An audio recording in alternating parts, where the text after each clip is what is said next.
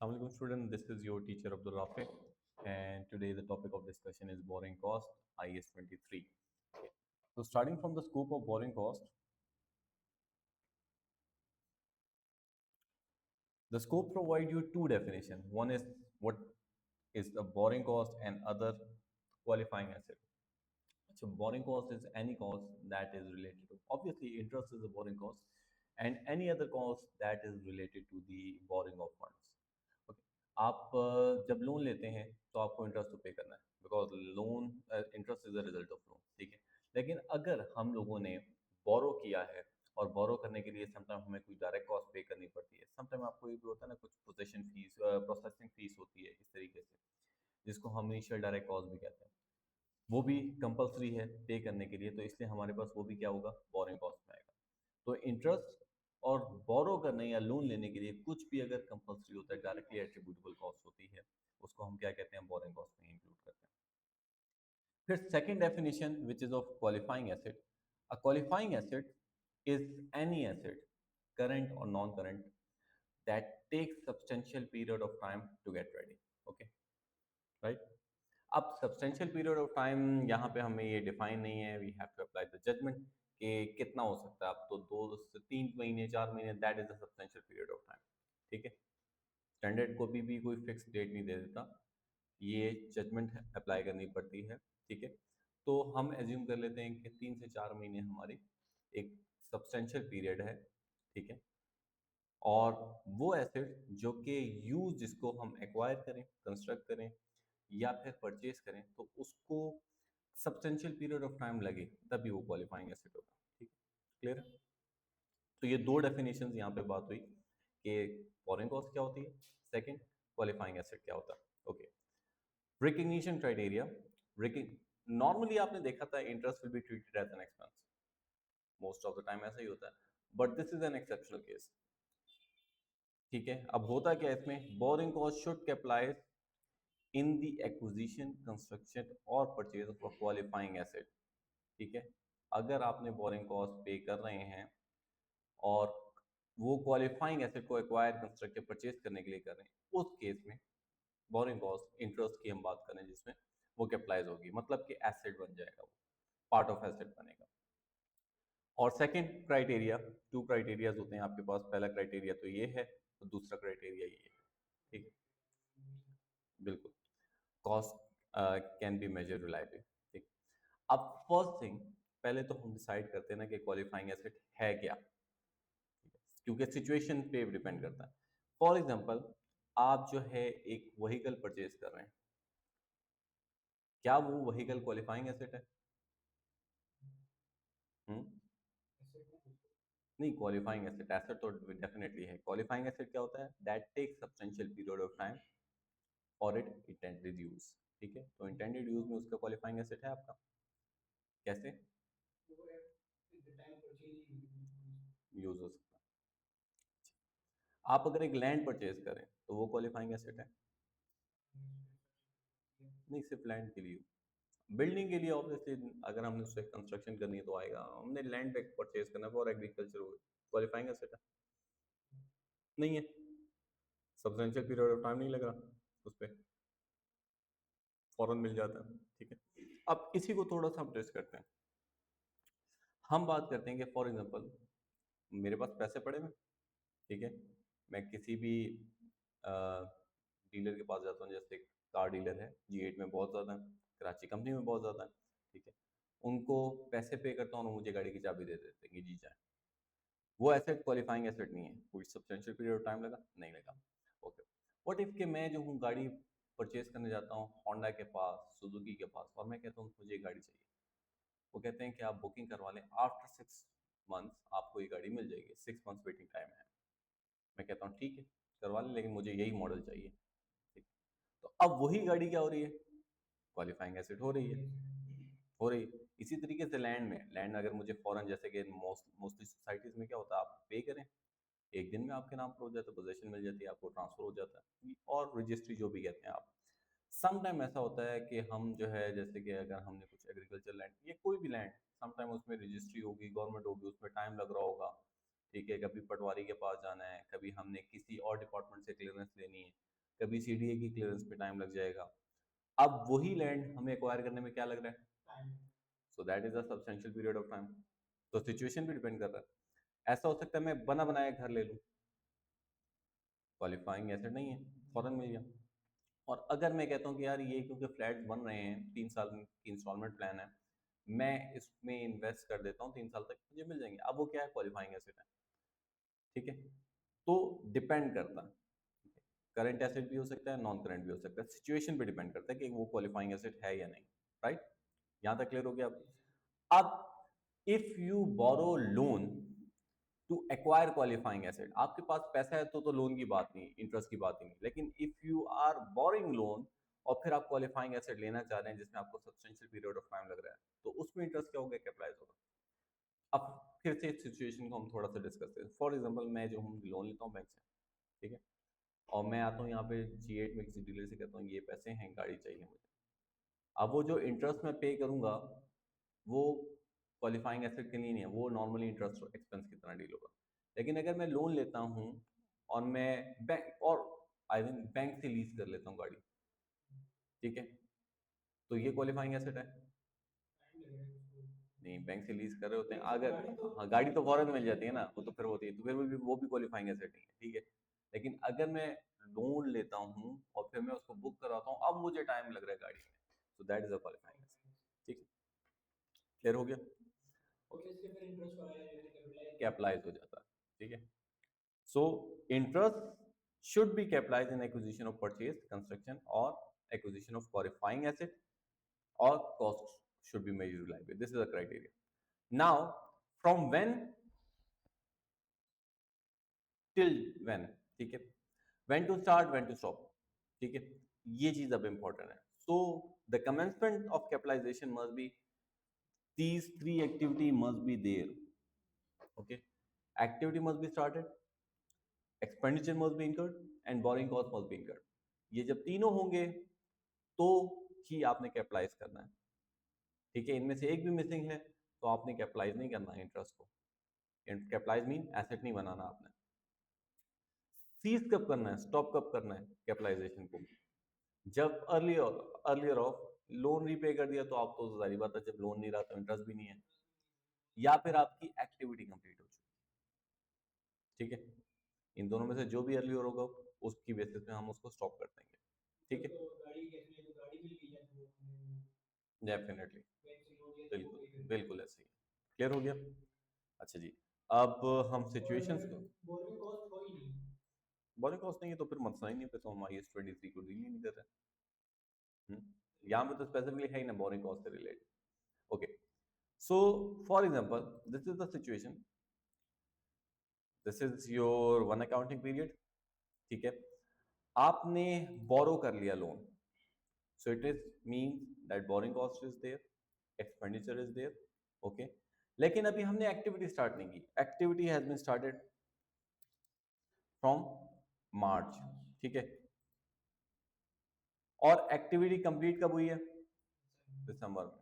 अच्छा, अब यहाँ पे ये है क्योंकि हमने लोन ले लिया है जनवरी में और अभी मैंने कोई रीपेमेंट की बात की, so interest there will be a 12 month interest, right. Question is कितने मंथ ये एसओपीएल में जाएगा और कितने मंथ एसओएफपी में जाएगा।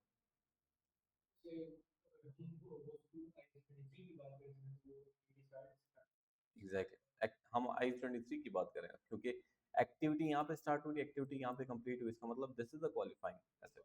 ठीक है, तो पहले मंथ एसओपीएल एसओएफपी, दूसरे मंथ, फिर यहाँ से यहाँ तक आपके पास क्या होगा, एसओएफपी। इसका मतलब 2 मंथ्स आपके पास एसओपीएल, 10 मंथ्स आपके पास SOFP, right. Okay, for example we have started the activity, okay, और activity completed here, we have borrowed here, and loan repaid on this December. Okay, right। अब आप देखें एक्टिविटी है, एक्सपेंडिचर है, लेकिन बोरिंग कॉस्ट नहीं है, तो इंटरेस्ट कैपिटलाइज होगा। एक्टिविटी है। हम्म एग्जैक्टली वो आपका इंटरेस्ट ही नहीं है अभी, तो उसका ये इसलिए सोचना जरूरी है कि अप्लाई होगा कि नहीं। ठीक है, इंटरेस्ट कब से आ रहा है? इस से इस तक, तो टोटल मंथ्स कितने बनते हैं मार्च टू दिसंबर? 10 मंथ्स हमारे पास इंटरेस्ट आ रहा है। इसमें से कितने मंथ्स बैलेंस शीट में जाएगा एसओएफपी में, और कितने मंथ एसओएफपी में? एग्जैक्टली, तो from March two September this is 7 months. Okay, so remaining 3 months आपके पास क्या जाएगा? एसओपीएल में जाएगा। ठीक है, अच्छा, ओके, हम यहाँ पे इसको थोड़ा सा चेंज करते हैं।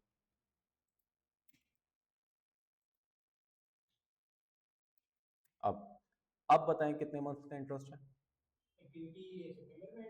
पहले तो ये बात है कितने मंथ्स का इंटरेस्ट है? 12 मंथ्स का। ठीक है, अब इसमें बताएं 12 मंथ में एसओपीएल में कितना जाएगा और एसओपीएल में एसओएफपी में कितना जाएगा? जी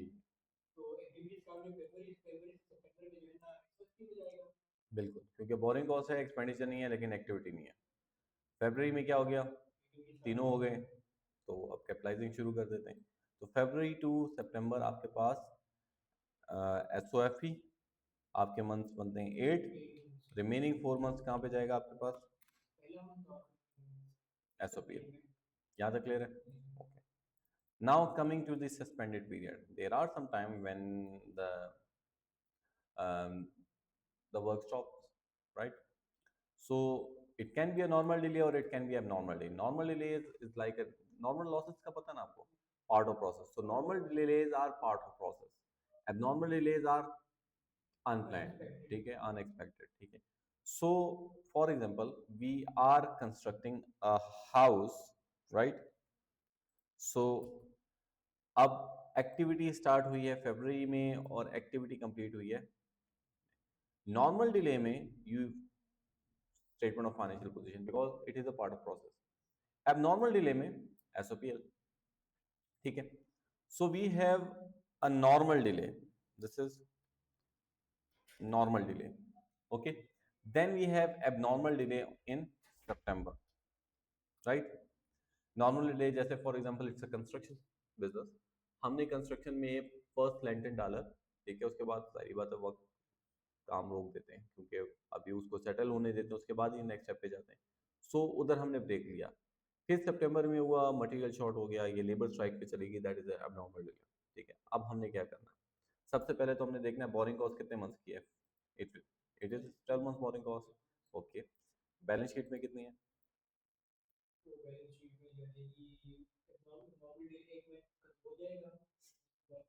ओके, जनवरी किधर है? एसओपीएल। फरवरी एसओएफपी, ये भी एसओएफपी, ये भी एसओएफपी। अच्छा, इस वक्त एसओएफपी नॉर्मल डिले। ठीक है, this is SOFP, this is SOFP, this is SOFP, this is abnormal delay SOPL, ये SOFP, ये SOFP और ये SOPL। सो इसमें SOPL है, इसमें SOPL है और इसमें SOPL है। सो 3 मंथ आपके पास SOPL है और रिमेनिंग आपके पास 9 मंथ क्या होगा? SOFPL। क्लियर हो गया? आसान है। अच्छा, अब हम एक स्टेप और आगे जाते हैं। ठीक है, about the temporary investment. Temporary investment की बातें करते हैं कि हमारे पास फॉर एग्जांपल मैंने अगर लोन लिया, ठीक है, तो ऐसा तो नहीं होता कि सारा लोन एक ही दिन यूटिलाइज हो जाए। कारोबारी बंदा क्या कहता है? Businessman normally invest the unutilise for the temporary period, right? तो फॉर एग्जांपल मैंने 20 मिलियन का लोन लिया है, उसमें से मुझे पता है कि for first 8 months only 9 million will be use, तो बाकी 11 मिलियन में क्या कर देता हूँ फर्स्ट 8 मंथ्स के लिए टेम्पररी इन्वेस्ट कर देता हूँ, ताकि उससे मुझे कहीं से रिटर्न आना शुरू हो जाए। कर सकता हूँ ना? ठीक है, अच्छा, to learn the temporary investment treatment, first we have to discuss specific borrowing and general borrowing. ठीक है, so what is a specific borrowing? Let me give you an example. Okay, so for example you have borrowed from A, you had borrowed from A at A%, from B%, C at the C%, ठीक है, to construct a building. Is it a specific borrowing or general borrowing? हम्म बिल्कुल आपके specific boring है, आपका एक specific purpose है, उसके लिए कर रहे हैं। अब फॉर एग्जांपल आपके पास you have a pool of fund, A से भी लोन पड़ा हुआ है, बी से भी, सी से भी, डी से भी, ठीक है, ठीक है, या हम कहते हैं ये पूल ऑफ फंड है, ठीक है। आपने कहा इससे मैं एक इन्वेस्टमेंट कर देता हूँ,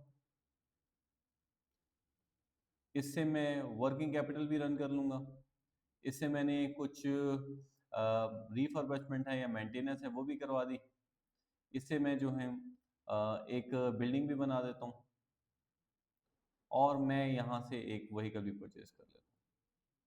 so is is a general boring और स्पेसिफिक बोरिंग? हाँ, so you now have the idea of general borrowing or specific borrowing.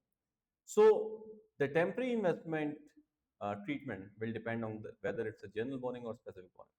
ठीक है, स्पेसिफिक बोरिंग में आपके पास होता क्या है, where there is a borrowing cost, the temporary investment will follow the footprint of borrowing cost. तू जहाँ मैं वहाँ, ठीक है। जहाँ पे बोरिंग कॉस्ट है, अगर बोरिंग कॉस्ट बैलेंस शीट में है तो टेम्पररी इन्वेस्टमेंट बैलेंस शीट में एडजस्ट होगी, बोरिंग कॉस्ट आपकी एसओपीएल में है तो टेम्पररी इन्वेस्टमेंट आपकी एसओपीएल में एडजस्ट होगी। लेकिन इन केस ऑफ जनरल बोरिंग, वो अपनी नॉर्मल ट्रीटमेंट, वो क्या है, बाकी दुनिया जो भी करती रहे मुझे क्या, मैं तो अपने रास्ते पे चलूंगी। तो टेम्पररी इन्वेस्टमेंट नॉर्मली क्या होगी, फिर इन्वेस्टमेंट इनकम की तरह डील होगी एसओपीएल में। क्लियर? ओके। अब दिस इज योर एग्जांपल, और you can call it a question, ठीक है। We had borrowed 10 million at 10%. We have temporarily invested 4 million at 5%. Okay. So in January, the borrowing had been made, expenditure incurred. Okay. Activity started in March.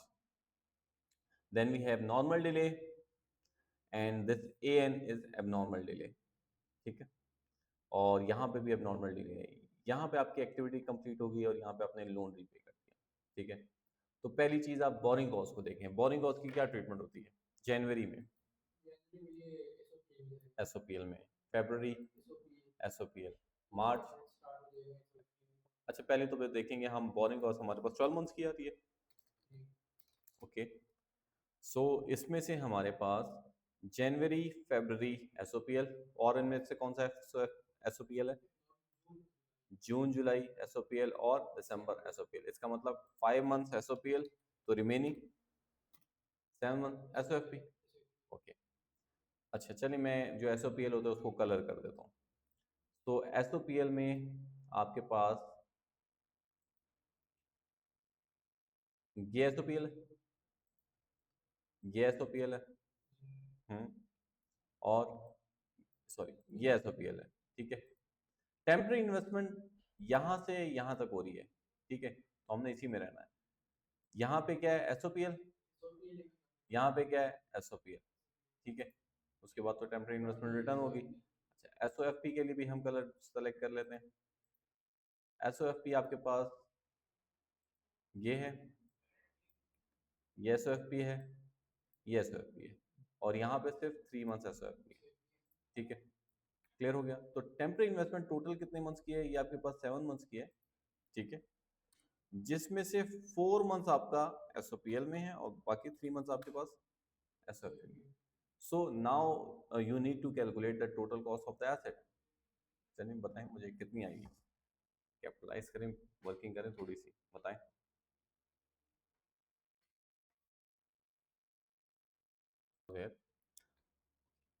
You see, यहाँ पे आपके पास क्या है, asset 10 million, तो आपके asset की cost है, because you have acquired this 10 million for to purchase an asset और to construct the building, right? यही होगा। So this 10 million should be the cost of asset, right? अब इसके बाद जो बोरिंग कॉस्ट है जो कि हमने कैपिटलाइज करनी है, 10 मिलियन इंटू 10% इंटू 7/12, ये आपकी एसेट बनेगी, राइट? और आपका जो एसओपीएल में बनेगा 10 मिलियन इंटू 10% इंटू 5/12, ये आपका एसओपीएल में जाएगा, ठीक है। टेम्पररी इन्वेस्टमेंट के लिए क्या होगा, 4 मिलियन इंटू 5% इंटू 3/12, ये आपका एसओएफपी में एसिड की कॉस्ट में से लेस हो जाएगा, और 4 मिलियन इंटू 5% इंटू 4/12, ठीक है, तो ये आपका कहाँ जाएगा, एसओपीएल में जाएगा। तो लेट मी शो यू ये आंसर।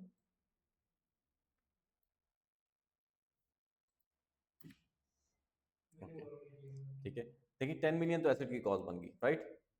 एसओएफपी में कितना जाना चाहिए था, 7, तो 10 मिलियन इंटू 10% इंटू 7/12 एसओपीएल में जा रहा है, सॉरी एसओएफपी में जा रहा है।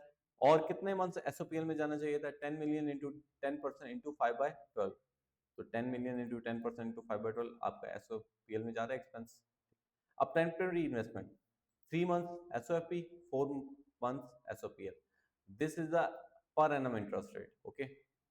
So 4 million into 5% into 3/12 आपका SOPL में से सॉरी SOFP में से लेस हो जाएगा, और 4 million into 5% into 4/12 आपका इनकम बुक हो रहा है SOPL। क्लियर है?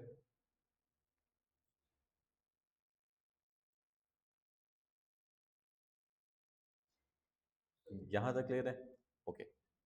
व्हाट इफ कि ये टेम्पररी, ये जो हमने किया ना, दिस इज फॉर, ये आपकी क्या होती, जनरल बोरिंग जाती है, आपकी एसओपीएल में जाती है अगर ये जनरल बोरिंग होती है, ठीक है, तो टेम्पररी जाती जनरल बोरिंग में जाती, ठीक है, एसओपीएल में in case of general borrowing, यही हमने पढ़ा।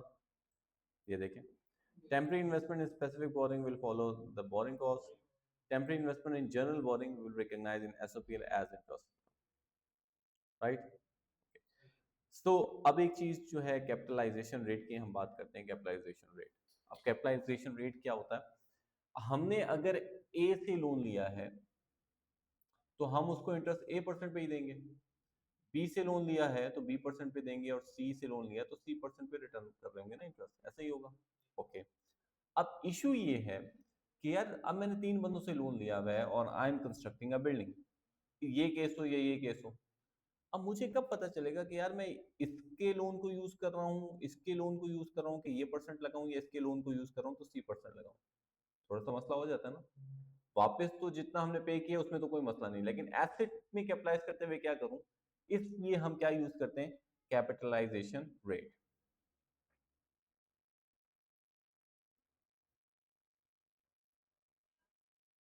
ओके, कैपिटलाइजेशन रेट क्या होता है, एक एवरेज रेट ले लेते हैं, कैसे, it can be calculated as total interest expense और total interest divided by total borrowings, इस तरीके से भी कैलकुलेट हो सकता है। और एक दूसरा फॉर्मूला भी है आपके पास, जैसे वैक का फॉर्मूला है वो भी आपको आइडिया नहीं होगा, हम इस तरीके से भी कैलकुलेट कर सकते हैं कि A% into A divided by A plus B plus C, 3 लोगों से हमने लिया हुआ, plus B% into B divide by A plus B plus C, plus C% into C divide by A plus B plus C, and so on, जितने ही लिए होंगे add करेंगे, इससे जो निकलेगा प्लस दिस, इनसे हम इंटरेस्ट जो भी होगा कम करेंगे, तो दोनों का आंसर मोस्टली एक ही आता है, ठीक है, दो तरीके हैं, आप जिस तरीके से ले लें उसमें आ जाएगा आपके पास। क्लियर है? ओके, चलें जी, अब हम क्वेश्चन देखते हैं।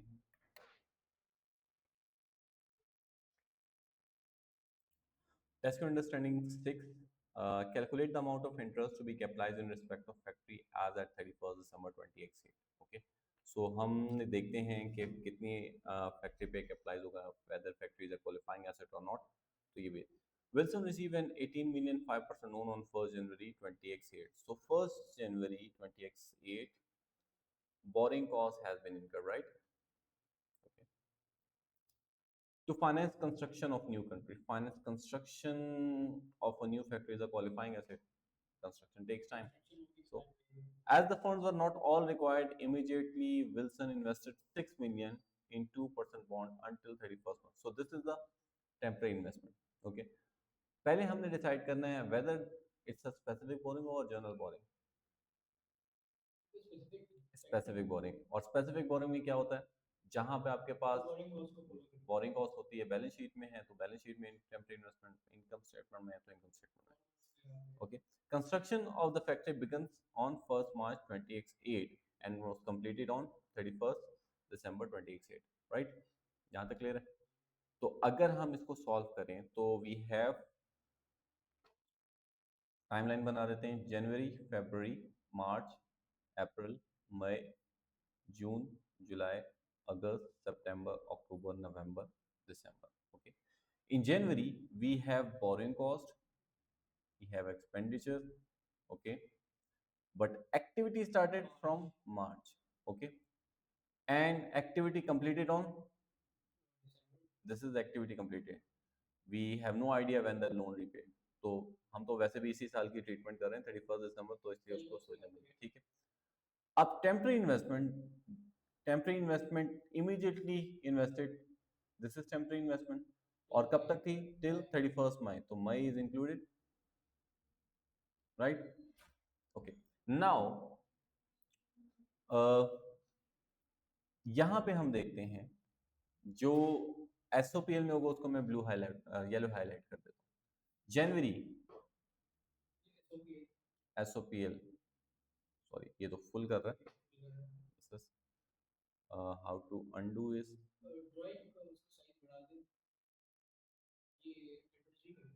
ओके चेक कर देते हैं, लेकिन शायद इसको ओवर राइट कर दें, तो ओवर राइट कर दें। First need to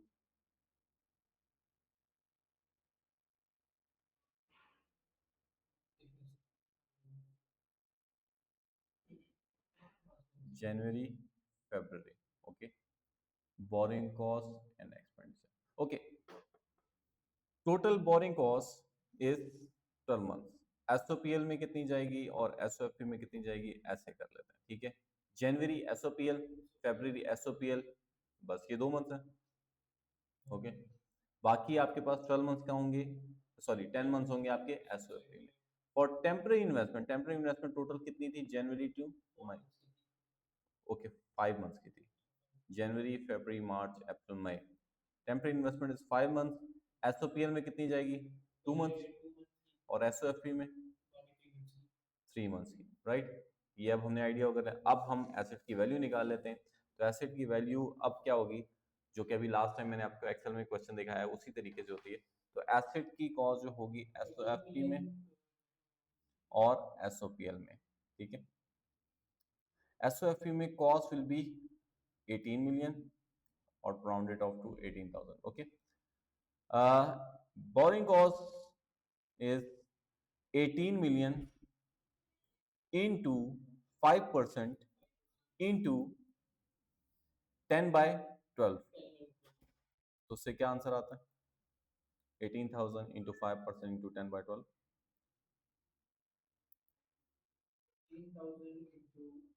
5% into 10 by 12,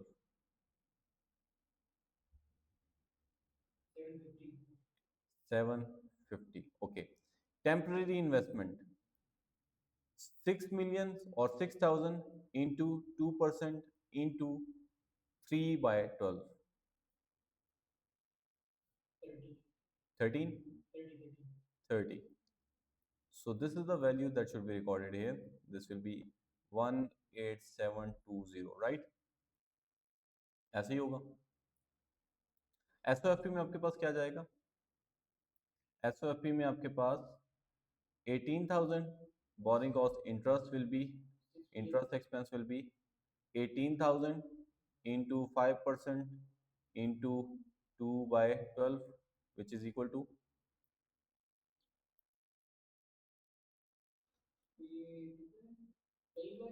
into 2 by 12, sorry, yeah, यही है 18,000 into 5% into 2 by 12,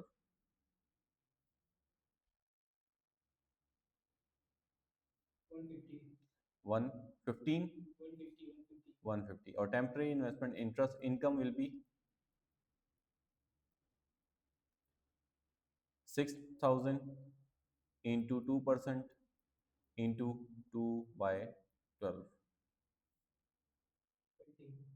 20. Okay, this was your question. Easy. Yeah, you need to do a practice problem. Okay, this is the illustration for capitalization rate, to find the capitalization rate. Okay, if an entity had a 10 million 6% loan and 2 million 8% loan, the weighted average cost would be total interest. आपने ये formula use किया है, total interest divided by total borrowing, 10 plus 12, 10 plus 2 is equal to 12. ठीक है, तो आपके पास interest कितना है, 10 मिलियन इंटू 6%, 2 मिलियन इंटू 8%, तो ये आपके पास 6.33 आ रहा है. ठीक है, राइट. अगर हम वो दूसरा फॉर्मूला यूज करें, वेटेड एवरेज कॉस्ट वाला, ये आप देखें, ये वाला, चलें इसको भी सॉल्व करके देखते हैं. ओके, तो आपके पास हो रहा है, first we have 6%, 6% into 10 divided by 12 plus 8% into, sorry, 2 divided by 12. इससे चेक करें क्या आंसर आता है आपके पास. 8% into 2 divided by 12, इससे 0.05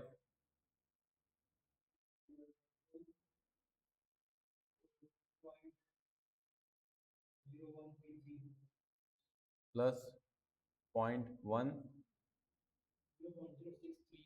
0.063. तो इन दोनों को ऐड करें तो आपके पास क्या आएगा, यही आ रहा है, तो वही आ रहा है 0.0633. इसको परसेंटेज में कन्वर्ट करेंगे तो 6.33% हो जाएगा. ठीक है, सेम आ रहा answer. Okay, so this is test your understanding 7. Calculate the total amount to be included in cost of property, plant and equipment in respect of development at 31st December 2025. So on 1st January 2025, as company begins to construct a supermarket which had an estimated useful life of 40 years, it purchased the site for 25 million. The construction of the building cost 9 million and the fixtures fitting cost 6 million. The construction of the supermarket was completed on 30th September 2025. So this is when the activity has been completed. और activity start कब हुई थी, 1st January begin to start construct a building. Okay, and it was brought into use on 1st January 26. ये after depreciation के लिए वो mention कर रहा है. As borrowed 40 million on 1st January 2025. In order to finance this project, the loan carried interest of 10% per annum. ठीक है, सो हम लोगों ने एक्टिविटी भी स्टार्ट कर दी आपकी जनवरी में, हमने बोरोइंग भी आपकी जनवरी में ही की है. ठीक है, अब दे हैव बोरोड 40 मिलियन और हमने जो है 40 मिलियन कहाँ पे इन्वेस्ट किया, 25 प्लस 9 प्लस 6, 40 ही होता है. ऐसे 25 प्लस 9 और plus 6, 40 million ji.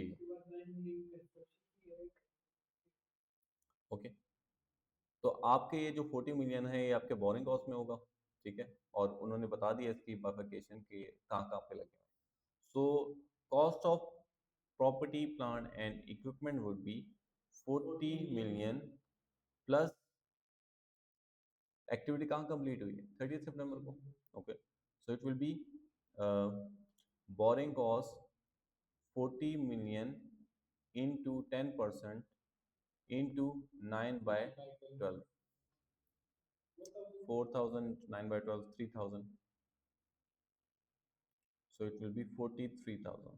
This will be the cost of asset. Okay, और हम इसको दिसंबर की बातें कर रहे हैं हम, तो it will start using the asset on 1 जनवरी, लेकिन जब एसेट सुटेबल कंडीशन में आ जाए तो उसके बाद से डेप्रिशिएट होता। ठीक है, तो 3 मंथ्स की डेप्रिसिएशन क्या होगी, फ्रॉम अक्टूबर नवंबर दिसंबर, वो भी हमने तो करनी है ना। सो 43,000, this will be the cost. Accumulated depreciation will be how much? 43,000 divided by 40 into 3 by 12. 3 3225. 43,000 divided by 40 into 3 by 12. 268. So what will be the carrying amount? 43,000 minus 268. 42,730. Okay, got it. So this was your biologic, sorry. Um, okay, this is the question. Test for understanding 3, high rise. Discuss the accounting treatment of the above in the financial statement of high rise for the year ending 31st December 2021. Okay, so you need to explain, discuss. This is what we do in SBR. Okay, so uh, calculation part will be used to for discussion. You can use your calculation for annexures or discussion. So the requirement is discuss the accounting treatment of the above in the financial statement for the year ended 31st December 2021. First, on 1st January 2021, High Rise obtained planning permission to build a new office building. So activity has been started on 1st January. Okay, activity can be a documentation work or any physical work. So activity has been started on 1st January 20x1. Construction commenced on 1st March 20x1. So construction started on this. So this will be the date on which expenditures has been incurred. इससे पहले तो activity start होगी थी, now because you have started the construction, तो फिर आपके पास खर्चे आ जाएंगे ना, तो आपका एक्सपेंडिचर इनका अब शुरू हो गया। To help fund the cost of building, a loan of 5 million was receive from the bank on 1st April। और ये वो दिन था जहां पे आपके पास क्या हो रही है, बोरिंग कॉस्ट। सो हम इसको यहाँ पे देख लेते हैं कि we have activity at this date, expenditure on this date, और बोरिंग कॉस्ट आपके पास इस दिन। ठीक है, तो 1st April वो दिन था जिस वक्त ये तीनों मौजूद थे, right. The interest rate on the loan was 10% per annum. Okay, और आपने बोरो कितना किया है, 5 million किए। ठीक है, construction of the building cease during the month of July due to an unexpected shortage of labour. This is your abnormal delay, और abnormal delay में हम क्या करते हैं, एक्सपेंस आउट करते हैं। ठीक है, okay. By 31st December 2021, the building was not complete. Cost incurred to date were 12 million, excluding interest. अच्छा, अब यहाँ पे क्या हुआ, उसने टोटल 12 million लगा लिए, लोन उसने कितने लिए, 5 million का। तो इसका मतलब इस 12 million में से 7 million उसने अपनी जेब से लगाया, बाकी 5 million उसने क्या किया, लोन लिया। ठीक है, तो इस तरीके से टोटल क्या बना, 12 million। अच्छा, तो ये तो अभी तक कॉस्ट ऑफ एसेट हो गई 12 million to till date, right, 12 million। अब आपका इंटरेस्ट कब से लगेगा, अप्रैल से होगा, क्योंकि बोरिंग कॉस्ट लगी। अप्रैल से लेके दिसंबर तक आपने एक्टिविटी रखी, जारी रखी, उसमें सिर्फ एक मंथ आपका क्या आया, एबनॉर्मल डिले आया, ऐसे ही। और वो कौन सा मंथ था, जुलाई। So from April to December we have 9 months, 9 months। 9 months में से जुलाई हम निकाल देते हैं बिकॉज उस वक्त काम नहीं हुआ, तो 8 months का हम लोगों ने क्या करना है, बोरिंग कॉस्ट कैपिटलाइज कर देनी है। 5 million into 10% into 8/12, 5 into 10%, 0.5 into 8/12,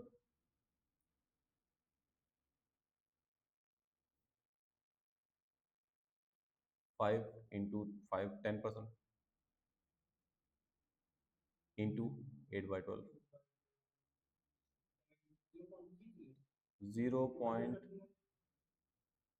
0.33, ये आपका क्या होगा, 12.33 एसेट होगा। और वो जो 1 मंथ होगा इसमें आपने क्या करना है, एक्सपेंस बुक कर देना है एसओपी में। Okay, got it. So this was your borrowing cost